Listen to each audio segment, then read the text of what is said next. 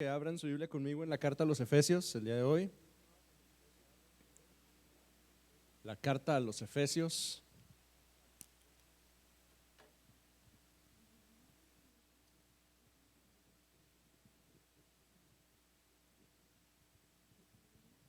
La semana pasada empezamos a explorar esta carta del Nuevo Testamento, y entre las cosas que platicábamos la semana pasada a manera de introducción el día de hoy es que es una carta muy especial. Hay que decir que prácticamente un poco más del 50% del Nuevo Testamento se escribe en este género tan especial que le llamamos el género epistolar. Por eso les llamamos epístolas. Una epístola es algo así como una carta, y quiero ser enfático en eso, algo así como una carta.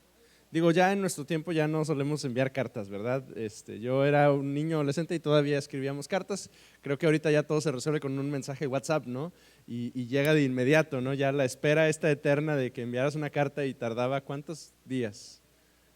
Pues semanas a veces, ¿verdad? Para llegar. No, bueno, ya, por Dios, ya al alcance de un toque de nuestros dedos te comunicas con alguien, ¿verdad? Pero en este ambiente de cartas, las cartas tienen ciertas cualidades, ¿no? Tienen un remitente, que es quien escribe, un destinatario. Esos datos están presentes en un sobre, que además tiene que tener un timbre postal, y hay un chorro de detalles, ¿no? Se le debe poner fecha, se le debe poner saludo, tiene un contenido, tiene una despedida. Es algo así el contenido de las cartas.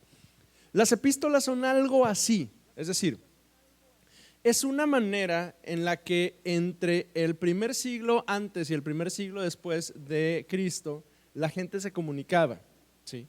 Nada más que no es una simple comunicación familiar, es decir, un recado es suficiente cuando un amigo quiere comunicarse con otro, pero una epístola obedece a ciertas reglas en particular, y es algo así, pues para poder expresarme bien, como un tipo de comunicación oficial, ¿sí?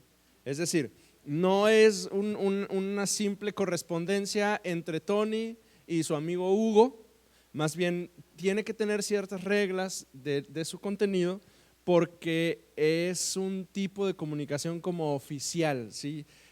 Como a lo mejor pudiéramos pensar como las publicaciones que se hacen hoy en los diarios oficiales del Estado o de la Federación, que tienen que tener ciertas cualidades, ciertas características y se hacen públicas. Así son las epístolas.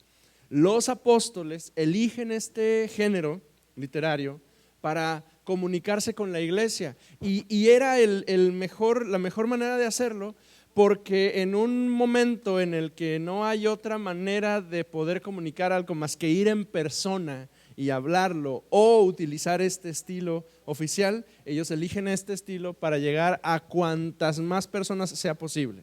Los apóstoles iban predicando de un lugar a otro y de una ciudad a otra, y ¿quiénes los podían escuchar? Pues a lo mucho los escucharían unas 80, 60, 50 personas en las casas a las que llegaban y compartían el evangelio.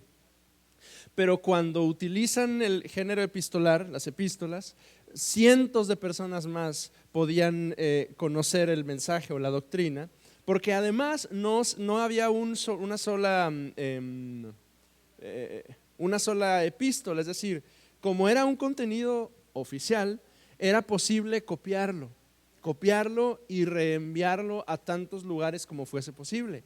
Así, esta carta, la carta a los Efesios, escrita por el apóstol Pablo, efectivamente la escribe Pablo dirigida a los creyentes que viven en esa ciudad que ya la semana pasada, ojalá y tengas oportunidad, Josué, de ponernos el puro mapa. Con el mapa es suficiente.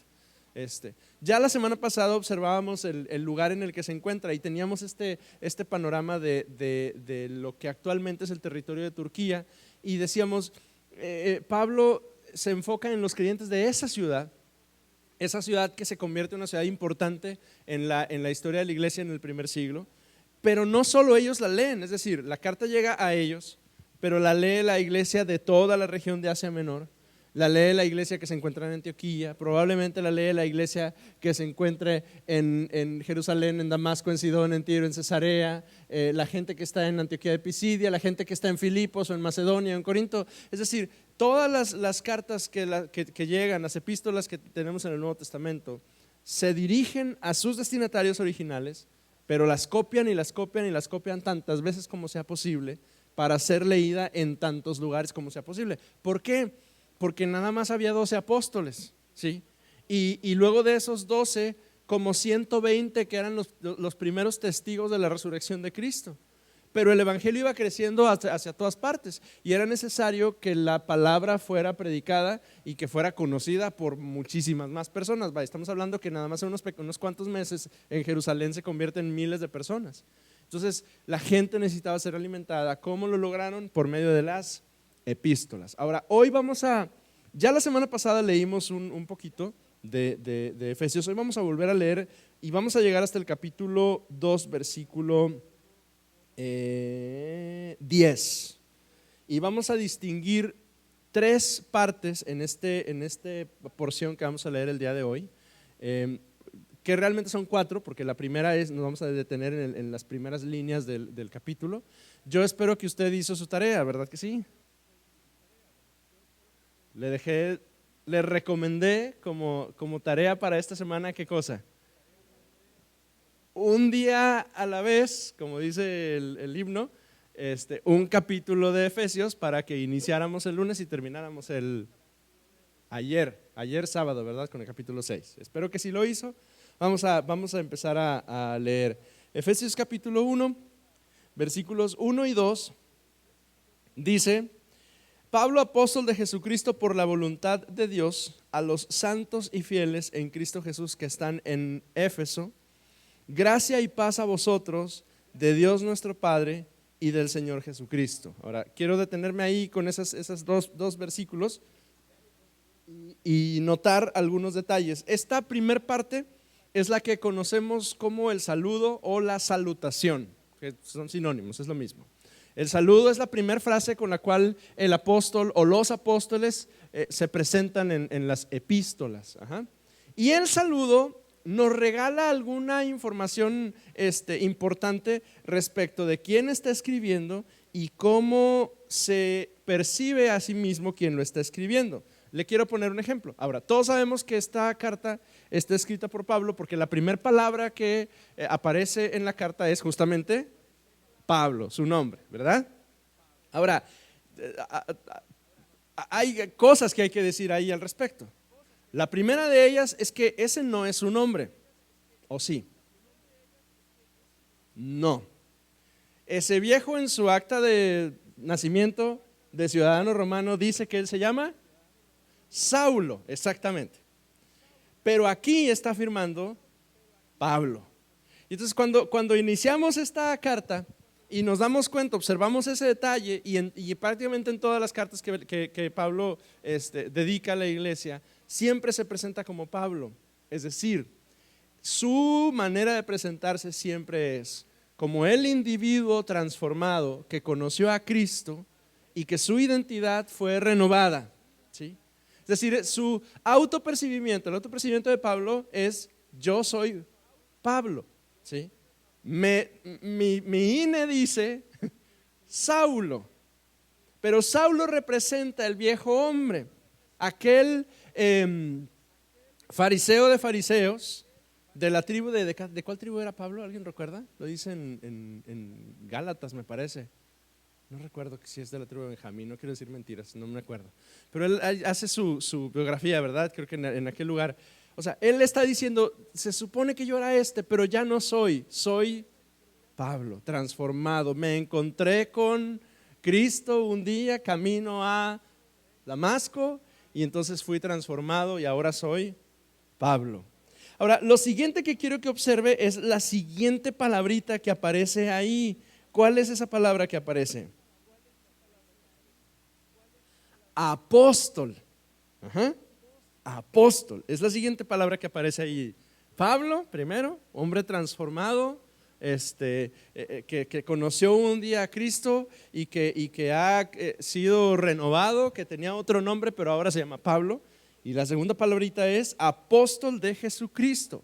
Es que quiero que observe que, por ejemplo, avance unas cuantas hojitas en su Biblia y note que en Filipenses, que también es una carta escrita por él, Pablo se presenta diciendo: Pablo y Timoteo, siervos de Jesucristo. Y unas cuantas hojitas antes, en Gálatas, Pablo se presenta en Gálatas y dice, Pablo también dice apóstol, pero le agrega una anotación que en sus Biblias deben aparecer en paréntesis: no de hombres ni por hombres, sino de Jesucristo y por Dios el Padre que lo resucitó de los muertos. ¿Sí? Como si estuviera tratando de, perdón, como si estuviera defendiendo su posición o su ministerio. Más adelante en 1 Tesalonicenses simplemente se presenta Pablo, Silvano y Timoteo a la iglesia de los tesalonicenses, no hay más títulos.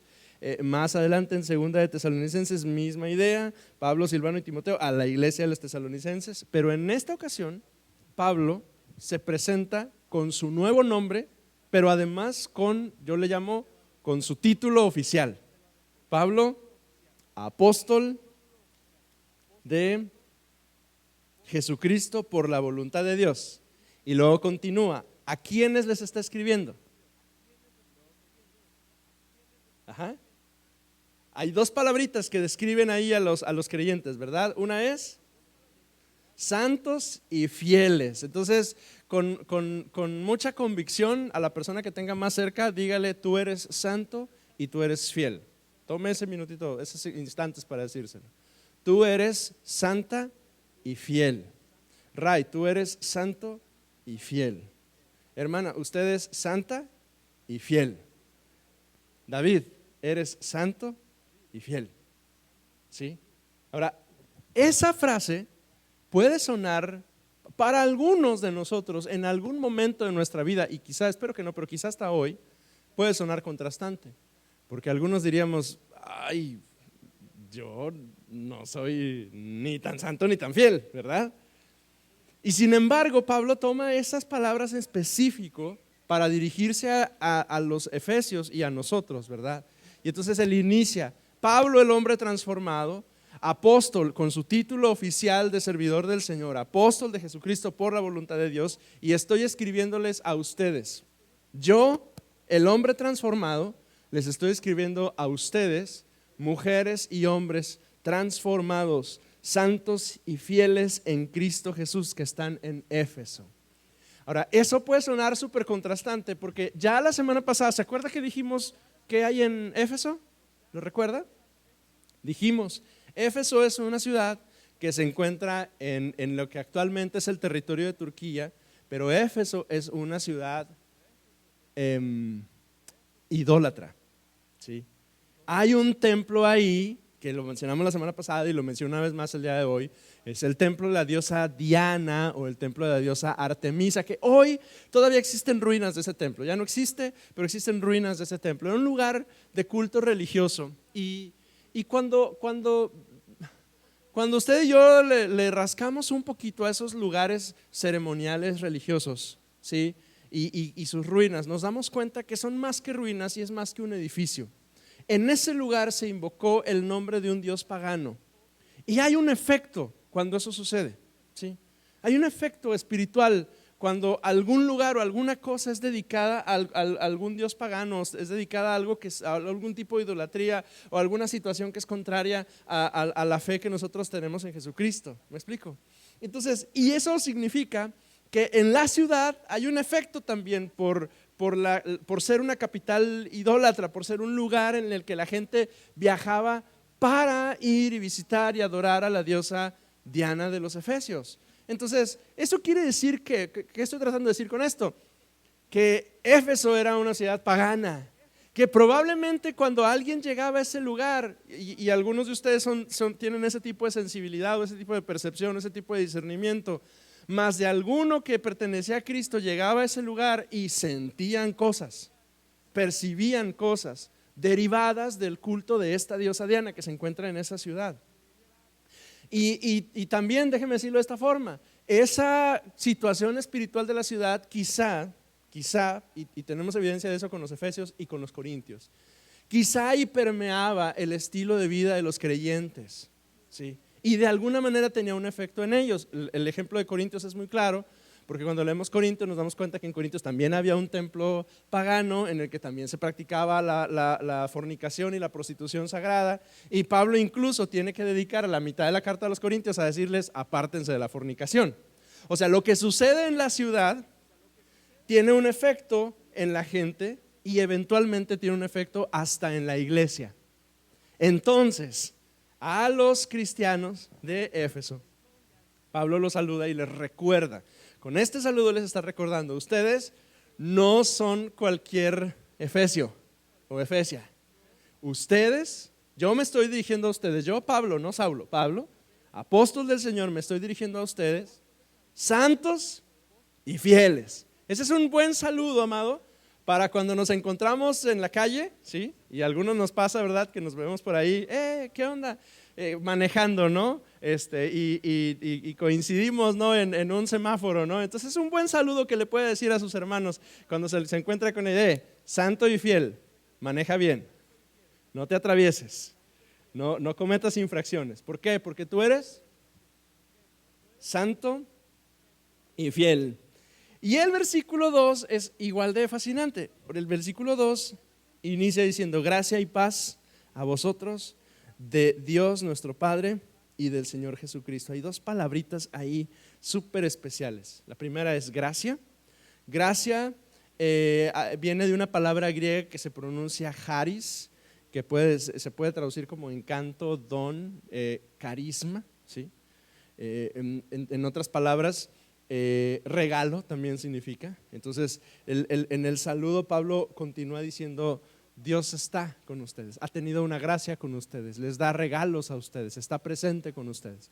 Y la segunda palabra es paz. Ahora, esa palabra paz es importante porque es un concepto que existe en el mundo del primer siglo. Ustedes recuerdan que el Señor Jesucristo dijo una frase así, mi paz os dejo, mi paz os doy, yo no os la doy como el mundo la da. ¿Y cómo termina el versículo?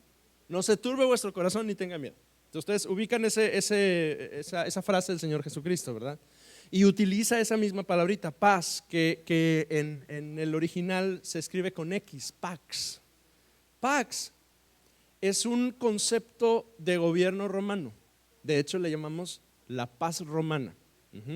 Y la paz romana lo que significa es como una garantía que el Imperio Romano daba a todo el territorio que era gobernado por el Imperio Romano, de garantizarle a los ciudadanos que iba a haber quietud, que no iba a haber alboroto, que no iba a haber revolución, que todo tenía que estar en orden.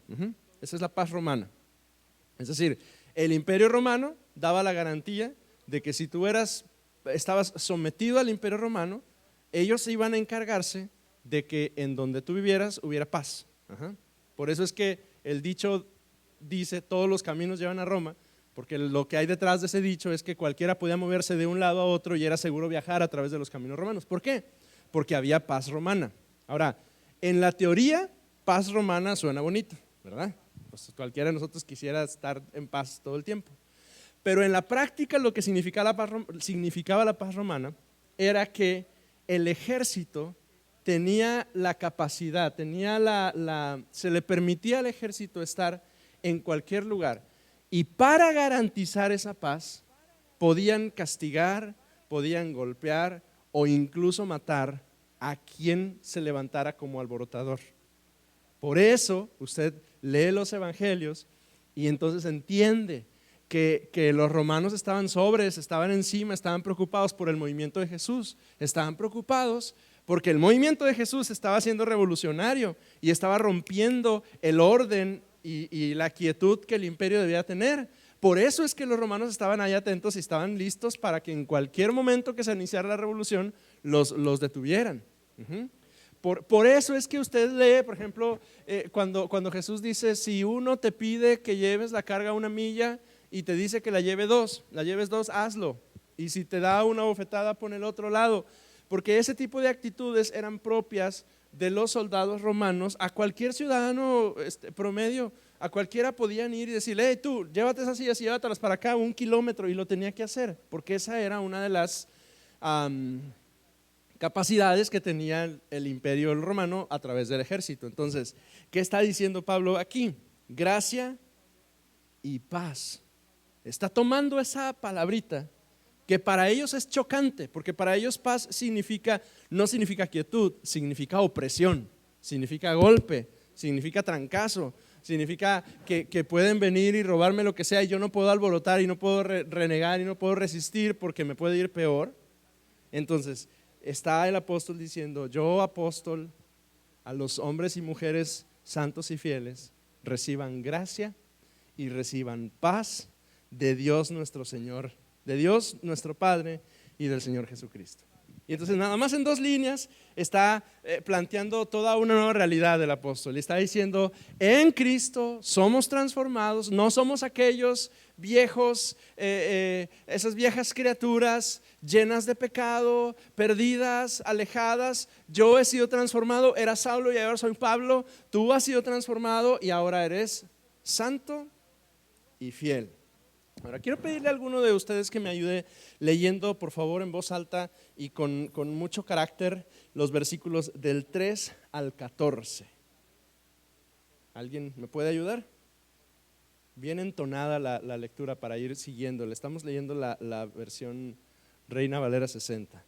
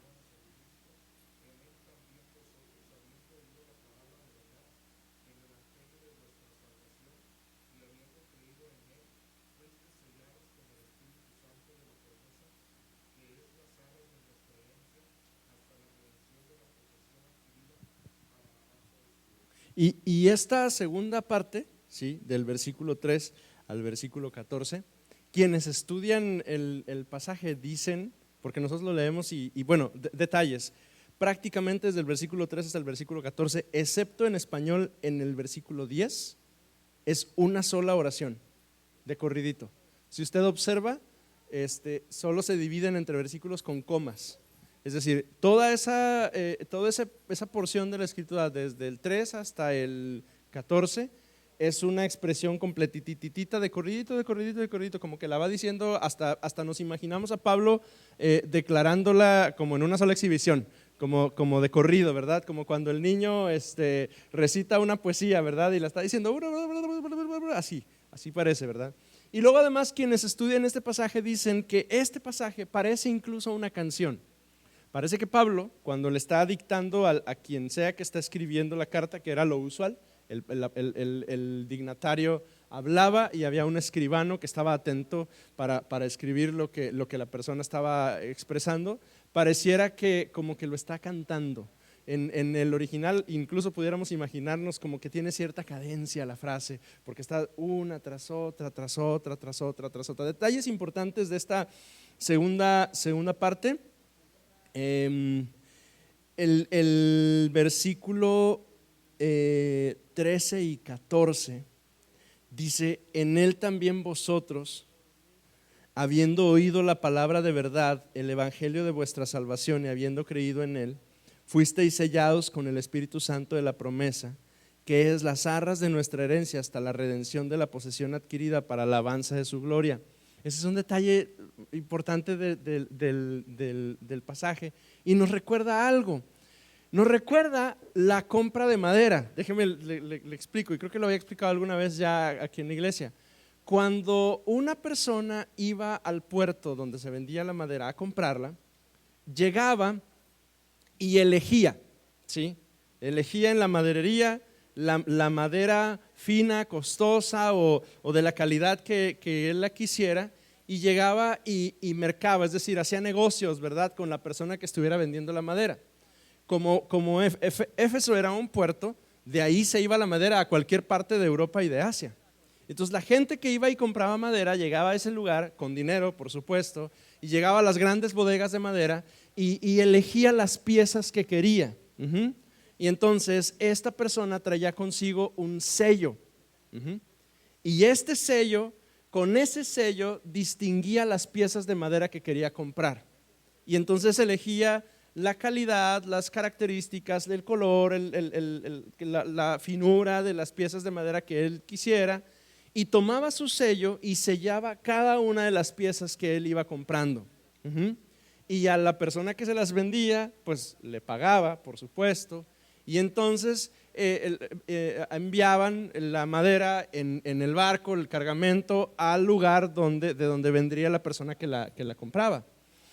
La garantía de recibir lo que había comprado era que cuando este hombre llegara a su casa, al puerto donde fuese a recibir su madera, tantas semanas como fuese a tardar el cargamento en llegar de Éfeso a donde él llegaba, la garantía para pagar y adquirir finalmente esa mercancía era que cada una de las, no sé, 20, 100, 300, 2000 piezas de madera, cada una tuviera el sello que coincidía con el sello que el hombre había usado para comprar la madera. Y entonces esa imagen del versículo, esa imagen de compra de madera, que era algo típico del puerto de Éfeso, viene a nuestra mente cuando leemos el versículo 13 y 14. Porque básicamente el apóstol Pablo está al concluir su explicación de la gracia, de la bendición que tenemos, de que hemos sido recibidos por Él y que Él nos ha hecho para alabanza de su gloria y demás, y nos está diciendo básicamente lo siguiente. Él está diciendo: Cristo, Dios nos adquirió, y usa esa misma imagen: fuisteis sellados con el Espíritu Santo de la promesa. Y suena muy bonito, aunque la imagen es bastante burda. Pues básicamente nos está diciendo, igual que las piezas de madera, que el comprador va y pum, pone el sello en cada una de ellas, y con eso garantiza que cuando llegue allá pague por ella. De la misma manera, tú y yo hemos sido pum, sellados. Ahora le pertenecemos, ¿verdad? Y si una pieza de madera llegaba al puerto sin el sello, no se paga, porque esa no es la que eligió. Y el sello era del que va y compra, o sea, no había manera de falsificarlo. Y de la misma manera con nosotros, ¿verdad? Hemos sido sellados con un sello especial, dice, del Espíritu Santo, y no puede ser falsificado. Esa experiencia que tenemos con el Señor de haber sido sellados, marcados por Él, no se puede falsificar. Es tan única, es tan especial. Él nos conoce y dice, ese sello es las arras de nuestra herencia, es decir, es la garantía de que le pertenecemos. ¿Está usted sellado con el Espíritu Santo? Pues más le vale, porque si no, cuando usted llegue al puerto no van a pagar por usted. Claro, es una imagen medio burda, ¿verdad? Pero la esencia es, le pertenecemos a Él, Él nos ha sellado. Avancemos a partir del versículo 15 en adelante. Por esta causa, esta siguiente parte es una oración que hace el apóstol por la iglesia. Por esta causa también yo, habiendo oído de vuestra fe en el Señor Jesucristo y de vuestro amor para con todos los santos, no ceso de dar gracias por vosotros, haciendo memoria de vosotros en mis oraciones. Y empieza, quiero que observe y quiero preguntar algunas de las cosas por las cuales Dios al apóstol Pablo pide por nosotros.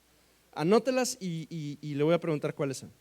Para que Dios, el Dios de nuestro Señor Jesucristo, el Padre de gloria, os dé espíritu de sabiduría y de revelación en el conocimiento de Él, alumbrando los ojos de vuestro entendimiento, para que sepáis cuál es la esperanza que Él os ha llamado y cuáles las riquezas de la gloria de su herencia en los santos, ¿Y cuál la supereminente grandeza de su poder para con nosotros los que creemos según la operación del poder de su fuerza, la cual operó en Cristo, resucitándole de los muertos y sentándole a su diestra en los lugares celestiales, sobre todo principado y autoridad y poder y señorío y sobre todo nombre que se nombra no solo en este siglo sino también en el venidero, y sometió todas las cosas bajo sus pies y lo dio por cabeza sobre todas las cosas a la iglesia, la cual es su cuerpo, la plenitud de aquel que todo lo llena en todo. Y quiero preguntarle, ¿qué ora el apóstol Pablo por la iglesia? De acuerdo a estas líneas que acabamos de leer. Espíritu de sabiduría, ¿qué más? Entendimiento, ¿qué más? Fe y amor, ¿qué más? Autoridad, ok, ¿qué más?